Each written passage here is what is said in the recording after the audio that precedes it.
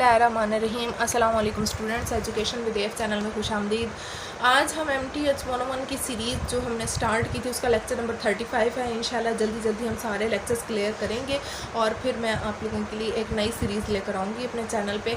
तो इसके हवाले से आज हमने जो इस लेक्चर में पढ़ना है वो है volume by cylindrical shells. Kindly मेरे चैनल को सब्सक्राइब, लाइक और शेयर ज़रूर किया करें। अपने फ्रेंड्स में, अपने जूनियर्स को रिकमेंड ज़रूर किया करें। ट्विटर अकाउंट, व्हाट्सएप ग्रुप्स में मेरे चैनल के लिंक को ज़रूर शेयर किया करें और ताकि इससे आपको भी फ़ायदा हो और थोड़ा सा मुझे भी फ़ायदा हो जाए। Thank you.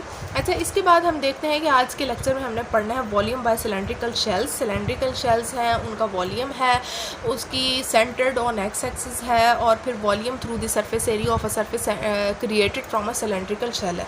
इसके लिए भी मैंने अपनी तरफ से हैंडमेड नोट्स बनाए हैं खुद से, ताकि आप लोगों को ना लेक्चर अच्छे तरीके से क्लियर हो जाए। मुझे कमेंट्स में ज़रूर बताइएगा कि आपको मेरे नोट्स कैसे लगे। मैं देखना चाहती हूँ कि आपको मेरे नोट्स से कुछ फ़ायदा हो रहा है, बेनिफिट मिल रहा है या नहीं मिल रहा है। अच्छा जी, आज का लेक्चर स्टार्ट करते हैं। इसमें कुछ फार्मूलाज हैं, कुछ चीज़ें जो आपके हैंड आउट्स में भी दी हुई हैं और जो है मैंने यहाँ पे अपने नोट्स पे ज़्यादा अच्छे तरीके से मेंशन कर दी हैं। Volume area of cross section, जो सिलेंड्रिकल शेल है ना उसका क्रॉस सेक्शन। सिलेंड्रिकल शेल क्या चीज़ है?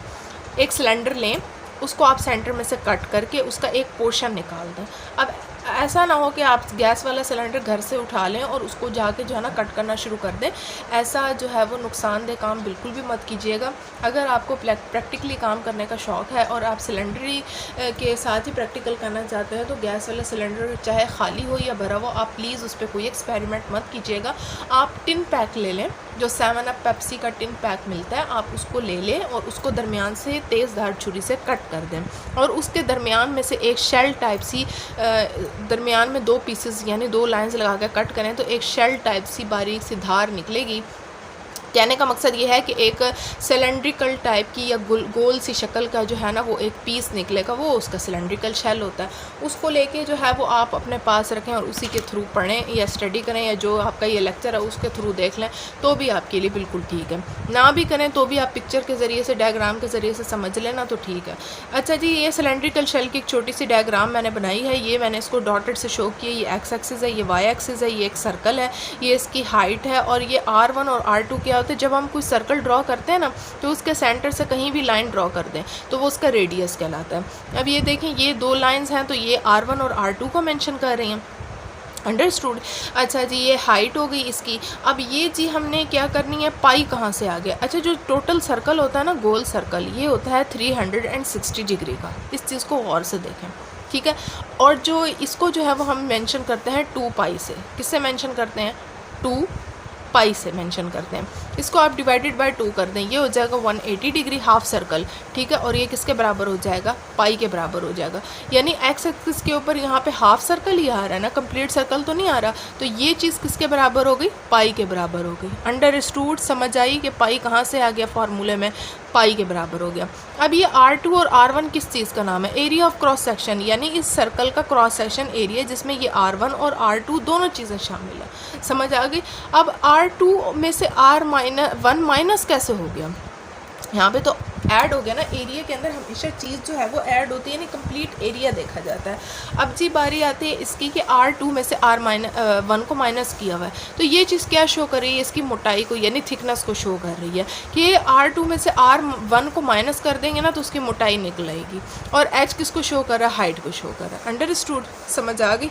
तो ये हमारे पास किसके बराबर हो गया? 2 पाई के। कंप्लीट सर्कल ले लेंगे तो 2 पाई के 1/2 R2 + 1 R1 H R2 - R1। ये इसका टोटल हमारे पास फार्मूला बन जाता है अगर हम इसका वॉल्यूम का कंप्लीट सर्कल का यानी सिलेंड्रिकल शेल का फार्मूला निकालें तो। अच्छा, ये चीज़ आपके पेपर्स में आती है कि जो सिलेंड्रिकल शेल का फार्मूला है इसको 2 फॉर्म्स में आपने बयान करना है। कौन कौन सी फॉर्म में बयान करना है वो हम इसी लेक्चर में आज मैं आपको नोट्स के थ्रू बता दूंगी। V = 2 पाई एवरेज रेडियस, हाइट और थिकनेस, यानी ये चीज़ आपके पास क्या आ गई है? एवरेज रेडियस आ गई है, ये हाइट आ गई है और इसके साथ इसकी थिकनेस आ गई है। यानी ये जो वॉल्यूम है 2 पाई, ये इसकी क्या आ गई? एवरेज रेडियस आ गई, ये चीज़ हाइट आ गई और ये वाली क्या चीज़ आ गई? थिकनेस आ गई। अच्छा, वॉल्यूम इंटेग्रल फॉर्म में वॉल्यूम ऑफ सिलेंड्रिकल शेल्स को कैसे शो करते हैं? V = 2 pi AB x f of x d of x बराबर होता है 2 pi x f of x d of x. ये चीज़ आपने अपने माइंड में अच्छे तरीके से रखनी है कि जब भी पेपर्स में MCQs में पूछा जाता है volume of cylindrical shells in integral form, नीचे उन्होंने MCQs दिए हुए होते हैं, तो आपने बताना है कि इंटेग्रल फॉर्म में सिलेंड्रिकल शेल्स का जो फार्मूला होता है वो इस तरह से होता है। अच्छा, इससे रिलेटेड एक एग्जांपल है, एग्जांपल देख लेते हैं। कहता है y is equals to under root x with, अब ये चीज़ जो है वो आप लोगों के हैंड आउट्स में बयान एग्जांपल नहीं है, ये एग्जांपल जो है ये मैंने आपके जो है वो उससे लिए प्रैक्टिस क्वेश्चन से। मैं मोस्टली प्रैक्टिस क्वेश्चंस को ना बहुत स्टडी करती हूँ, जो मुझे अच्छी चीज़ लगती है ना मैं अपने हैंड आउट्स में बना के नोट्स बना के उसमें वो एग्जांपल लाजमी शेयर कर देती हूँ। अच्छा, सिलेंड्रिकल शेल्स में जी ये बहुत सारे इन्होंने सर्कल्स लगाए हुए हैं, ये S1 S2 S3 SN तक किया हुआ है। आप एक सिलेंड्रिकल शेल ले लें, उसके अंदर इसी तरह से सर्कल लगाएं तो वो पोर्शंस बन जाते हैं ना। जैसे मैंने आपको लास्ट लेक्चर में बताया कि जब हमारे पास A और B इंटरवल था तो उसको हमने सब इंटरवल्स में चेंज किया था। अब ये शेल्स है ना, तो ये S1 S2 S3 और SN किसको शो करें, ये सब शेल्स में तब्दील हो गए, यानी एक शेल में से काफ़ी सारी स्ट्रिप्स निकाल ली हैं। यानी आप एक भरा हुआ सा शेल ले लें, उसको गोल गोल घुमा के, यानी आप एक चार्ट ले लें, चार्ट पे एक सर्कल लगाएं, उसे एक और सर्कल लगाएं, एक और सर्कल लगाएं, एक और अंदर बहुत सारे सर्कल्स ड्रॉ कर लें। तो ये बड़ा वाला सर्कल आउटसाइड सर्कल होता है और उसके अंदर जितने भी छोटे सर्कल होते हैं वो सब सर्कल्स होते हैं। अंडरस्टूड, समझ आ गई है ना इस चीज़ की। यानी अब आपने हैंड आउट्स देखे नहीं घबराना कि ये क्या बला आ गई है, ये वही चीज़ है सेंटर में से जो है उन्होंने सबसे उसमें चेंज किया हुआ है सब शेल्स के अंदर, और फिर वही सारी चीज़ उन्होंने बताई हुई है कि revolving these steps around the y axis give solids S1 से लेकर SN तक, यानी S1 से लेकर SN तक जो है यानी लंबी चौड़ी तकरीर बताई हुई है, जो कि घूम घुमा के उसका मकसद बयान करने का यही है कि अगर एक स्ट्रिप का जो है वो हम शेल देखें तो वो वॉल्यूम जो है वो S1 का भी वही होगा और SN का भी वही वॉल्यूम होगा। तो इतनी लंबी तकरीर में जाने से बेहतर है जो हमारे पास बेसिक चीज़ और एग्जांपल है उसको हम देख लें। अंडरस्टूड। अच्छा, एग्जांपल देखें, गिवन है y is equals to under root x, ठीक है, x इज इक्वल्स टू 1 और x इज इक्वल टू 4 दिया हुआ। लेट f ऑफ x हमारे पास किसके बराबर है, अंडर रूट एक्स के। अब हमें पता है फार्मूला हमारे पास क्या है, v is equals to integration AB 2 pi x f of x t of x by putting values integration 1/4 2 pi x under root x d of x 2 pi 1/4 x into x 1/2। अब ये x 1/2 जी कहाँ से आ गया, ये वाला जो x 1/2 है ये जी अंडर रूट का, जब हमने अंडर रूट खोल दिया तो x 1/2 हो गया। अब ये और ये आपस में मल्टीप्लाई हुए हैं तो पावर्स हमेशा क्या हो जाती हैं, ऐड हो जाती हैं। जिसके साथ कोई पावर नहीं है इट मीन्स उसके साथ 1 पावर है, 1 + 1/2।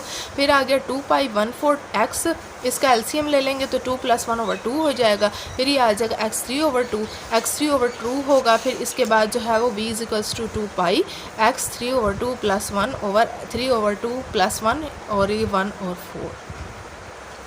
ये पेज पता नहीं किसने खाया है। एनीवेज, तो यहाँ पे लिखा हुआ कुछ था नहीं लेकिन तशवीश की बात है। एनीवेज, ये जी आपकी इंटीग्रेशन आ गई है, ठीक है। अच्छा, आगे देखें, ये एग्जाम्पल आगे भी सॉल्व हो रही है। v is equals to 2 pi x 5/2 over 5/2 और 1 और 4। तो ये जी 5/2 जब बाहर निकलेगा तो ये 2/5 हो जाएगा, कांस्टेंट है ना। जब बाहर आती है डिवीजन में तो वो मल्टीप्लिकेशन फॉर्म में आती है तो वैल्यू उलट जाती है। 2 और 5 x 5/2 1 और 4 4/5 पाई 4 5/2 - 1 5/2 4/5 पाई 4 5 इंटू 1/2। ये जी 5 1/2 हमने क्यों की है, 4 की पावर जो है वो 5 अलहदा की है और 1/2 इसमें से हमने यानी बटे वाली जो वैल्यू थी ना इसको हमने अलहदा कर दी है, जो इसकी पावर है उसको अलहदा कर दिया और इसको जो है वो हमने अंडर रूट की फॉर्म में लाने की खातिर ना 1/2 अलहदा कर दिया। -1 पावर उसकी वही होती है। 4 की पावर 5 आप मल्टीप्लाई करें कैलकुलेटर से 4 को 5 टाइम्स तो 1024 आता है। 1/2 अंडर रूट ले लेंगे, 1/2 अंडर रूट के बराबर हो गए -1 1024 का अंडर रूट लेते हैं तो 32 आता है। इसमें से 32 में से 1 माइनस किया तो 31 आ गया। इसके साथ मल्टीप्लाई करेंगे 31 को 4 के साथ 124/5 पाई। अंडरस्टूड। उम्मीद करते हैं आपको एग्जांपल अच्छे तरीके से समझ आ गई होगी। एक और एग्जांपल है जी इसी से रिलेटेड, तो मैंने सोचा आप लोगों के साथ शेयर कर लूँ। ये एग्जांपल जो है वो आपको जो अभी मैंने करवाई है ये आपके पेज नंबर 233 से पे दी हुई है।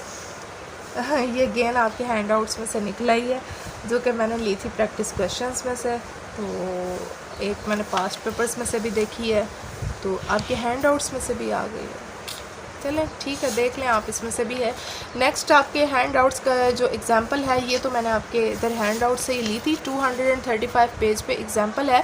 गिवन दिया y is equals to x equation 1 और y is equals to x equation 2 आपको दी हुई है, y is equals to x का स्क्वायर। एग्जाम्पल नंबर 2 कहता है use cylindrical shells to find the volume of a solid when the region R in the first quadrant and closed between y is equals to x and y is equals to x का square. जी हमें equations दी हुई हैं, देखते हैं by comparing equation 1 and 2। Equation 1 ये दी हुई है और इक्वेशन 2 ये दी हुई है। तो 1 में x है और ये x का स्क्वायर है, तो हमने ये दोनों वैल्यूज़ इकट्ठी कर दी। x स्क्वायर के इधर ये x आ गया तो माइनस x हो गया, x माइनस 1 कॉमन ले लिया, ठीक है। ये इक्वल टू 0 हो गया क्योंकि ये वैल्यू इधर चली गई है, तो यहाँ पे क्या आ गया, 0 आ गया।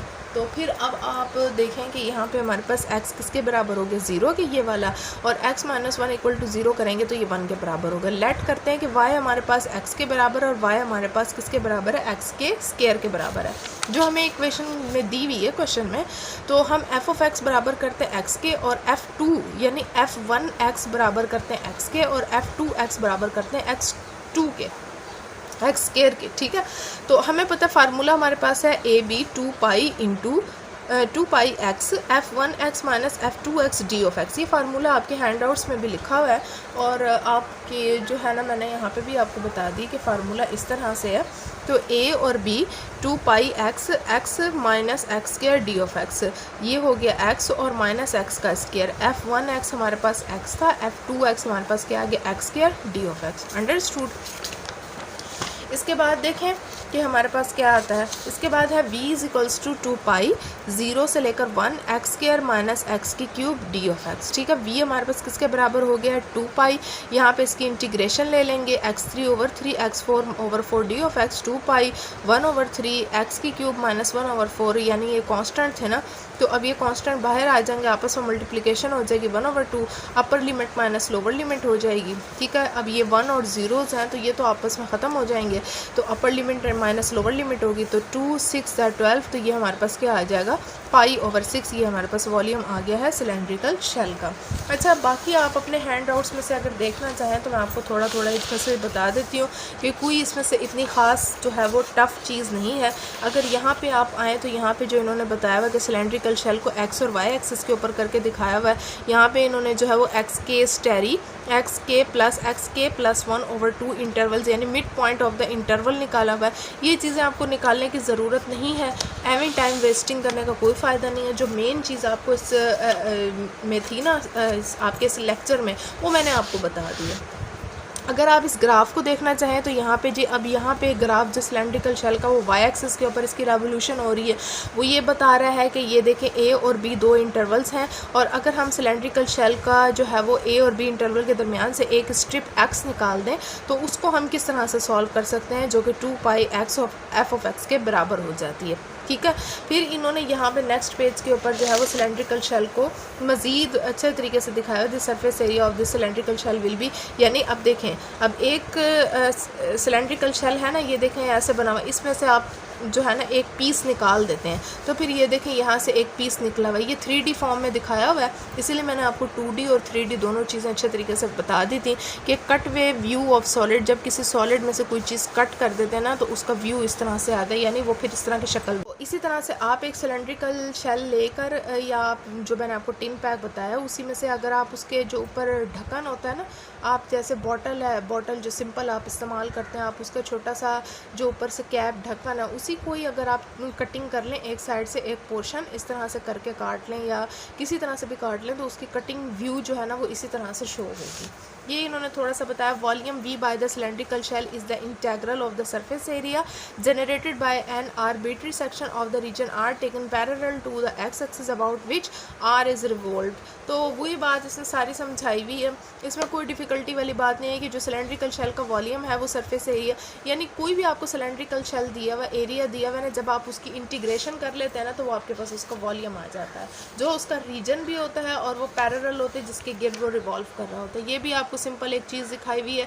इस शेप में भी अगर आपके पास कुछ शेल आ जाता है तो उसको भी आप इसी तरह से उसकी एक स्ट्रिप से काट के उसकी रेवोल्यूशन आप दिखा सकते हैं कि एक्स और ए और बी इंटरवल बना लें, और फिर आप उसको जो है वो एक्स एक्सिस के थ्रू रख के भी उसको देख सकते हैं और वाई एक्सिस के गिर्द रेगुलेट करके भी देख सकते हैं। मेन चीज़ इस लेक्चर में पूरे यही थे, फार्मूलाज थे और उससे रिलेटेड एग्जांपल्स थी। आप लोग अपने MCQs के लिहाज से और उसके अलावा 2 और 3 मार्क्स के क्वेश्चन के लिहाज से इस लेक्चर को भी ज़रूर प्रिपेयर कीजिएगा। उम्मीद करती हूँ आज का लेक्चर भी आप लोगों को अच्छे तरीके से समझ आ गया होगा। अपने कमेंट्स ज़रूर दिया करें लेक्चर के एंड में, लाइक सब्सक्राइब और शेयर भी ज़रूर किया करें अपने जूनियर के साथ, ताकि मेरी हौसला अफजाई हो सके। अच्छे अच्छे कमेंट्स की मुंतज़िर रहूँगी। तब तक के लिए मुझे अपनी दुआ में याद रखिए। अल्लाह हाफ़िज़।